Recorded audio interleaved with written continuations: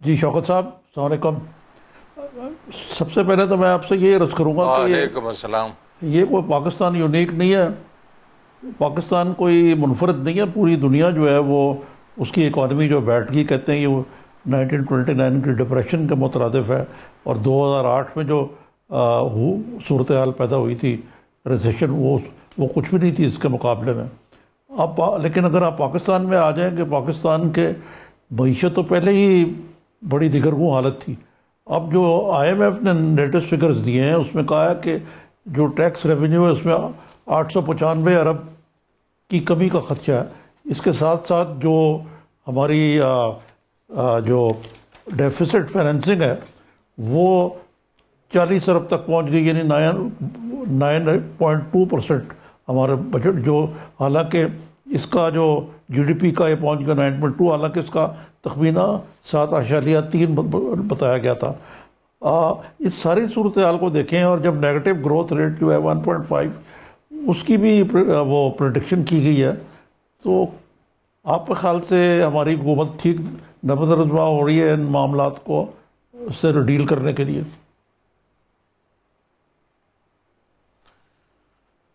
बिस्मिल्लाहिर्रहमानिर्रहीम। निज़ामी साहब, बिल्कुल सिचुएशन तो गंभीर है। इसी वजह से IMF ने अपना जो EFF है, एक्सटेंडेड फाइनेंसिंग फैसिलिटी जो है, उसको उन्होंने इस वक्त सस्पेंड कर दिया है। जो हमारा 6.4 बिलियन का जो प्रोग्राम था, उन्होंने उसको कह दिया कि जब तक ये कोरोना की असरात नज़र आते रहेंगे उस वक्त तक हम इसको सस्पेंड रखेंगे।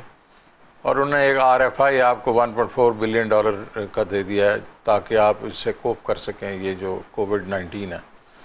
लेकिन अब आपके इकॉनमी पे असरात तो काफ़ी नेगेटिव हुए हैं। ये जो आपने बताया कि रेवेन्यू का, तो रेवेन्यू का ओरिजिनल जो टारगेट था वो तो 5.5 ट्रिलियन था। और फिर ये इसकी कोरोना से पहले इनका ख्याल था कि हमें प्रेशर आएगा, तो वो 4.8 4.9 की तरफ जा रहे थे। लेकिन अब तो 3.9 का टारगेट है। इसका मतलब है कि अगर आपने 895 बिलियन की बात की, 895 बिलियन नहीं है ओरिजिनल से 1.6 ट्रिलियन कम हो गया रेवेन्यू। और इसके बीच में अगर आप टैक्स टू GDP दिखें तो ये टैक्स टू GDP 10.9% होनी चाहिए थी, अब वो 9.3 पे आ गई है।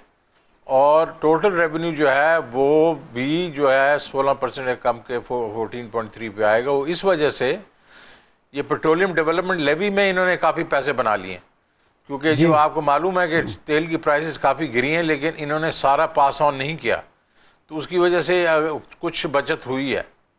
लेकिन ये जो चीज़ें हैं इसकी वजह से आपकी जो एज यू सेड इट के ये है, तवक्को की जा रही है कि इस फोर्थ क्वार्टर में, फिस्कल क्वार्टर में नेगेटिव ग्रोथ होगी 8 से 10% की। और ताकि ओवरऑल जो ग्रोथ आपकी, जो पहले भी ख्याल किया जा रहा था कि 2% होगी, शायद 1.5 नेगेटिव हो।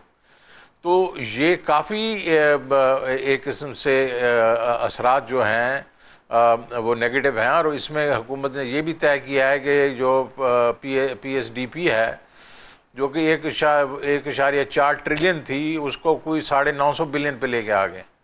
सो इससे इकोनॉमिक एक्टिविटी सफ़र करेगी। जी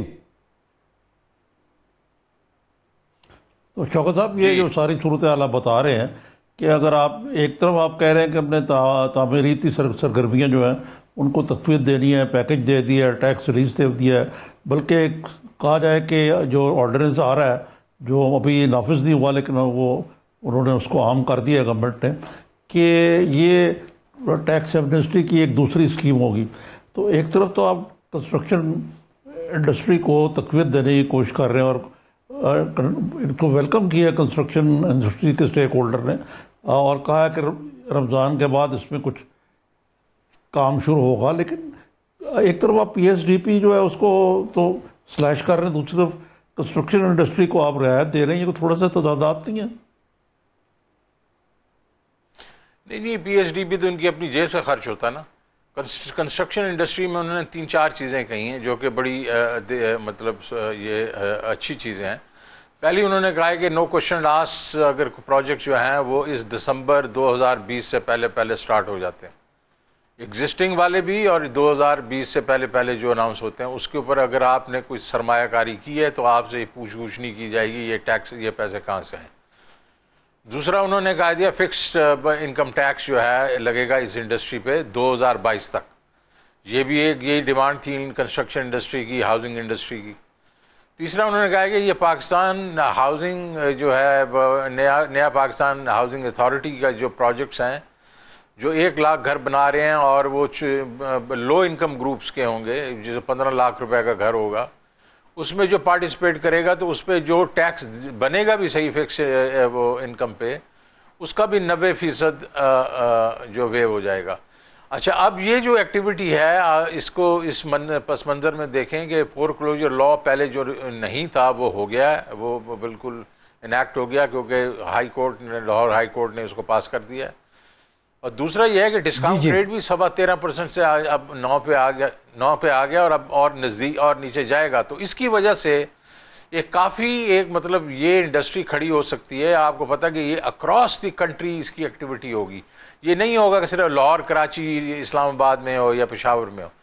ये हर जगह जहाँ घर बनेंगे वहाँ मज़दूर भी वहाँ यूज़ होंगे और बिल्डिंग मटीरियल भी होगा और 40-42 जो इंडस्ट्री भी खड़ी होगी। जी जी, तो ये काफ़ी इकोनॉमिक एक्टिविटी को जोर देगी, हाँ, मतलब सपोर्ट करेगी।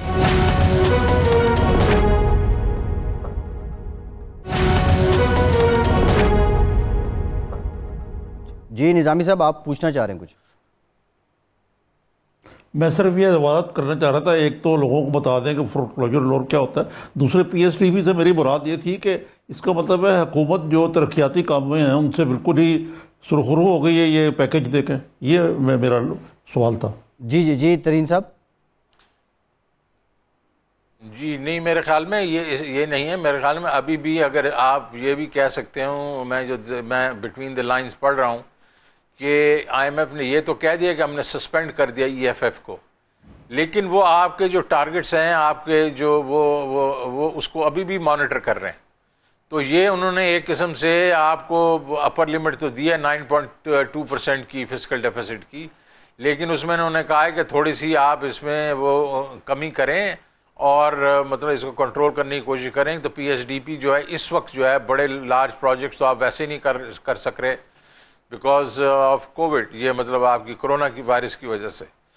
तो ये मेरे ख्याल में ऐसी बुरी बात नहीं है इस वक्त। अगले साल फिर इन्होंने इसी को बढ़ा दिया है, जो एस्टिमेट्स हैं कि 1.5 ट्रिलियन पे जाएंगे ये PSDP।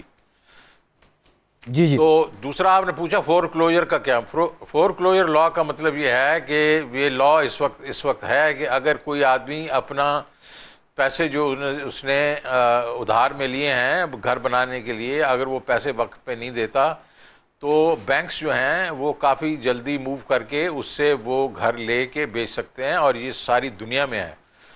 ये जब नहीं था तो बैंक्स इस पे रिस्क नहीं ले रहे थे हाउसिंग के ऊपर, अब ये आ गया है तो बैंक्स इस पे रिस्क लेंगे। जी जी।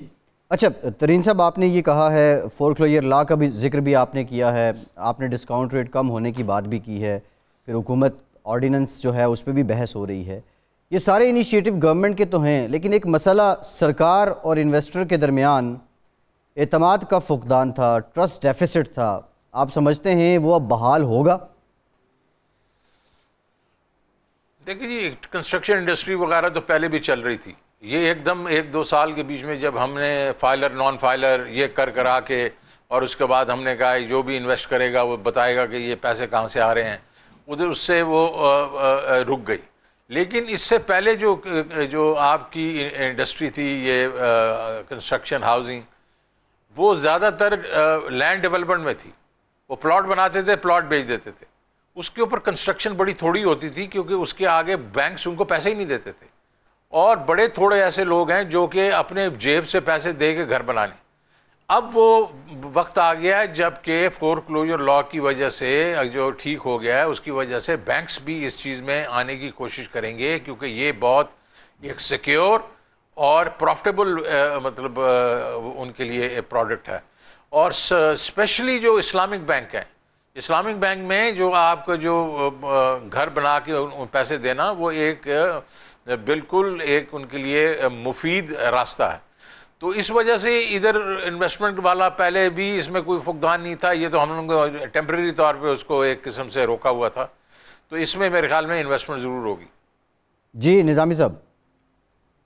अच्छा शौकत साहब, ये इस वक्त जो सूरत हाल है आप देख रहे हैं, एक बहुत ताजर भी बड़े बेचैन हैं कि खोलें। एक वज़ीर आला सिंध ने कोई स्टैगर्ड किस्म का लॉकडाउन खोलने का दिया है कि 2 दिन फ़लाँ दुकानें खुलेंगी, 2 दिन फ़लाँ खुलेंगी, 2 दिन फ़लाँ खुलेंगी।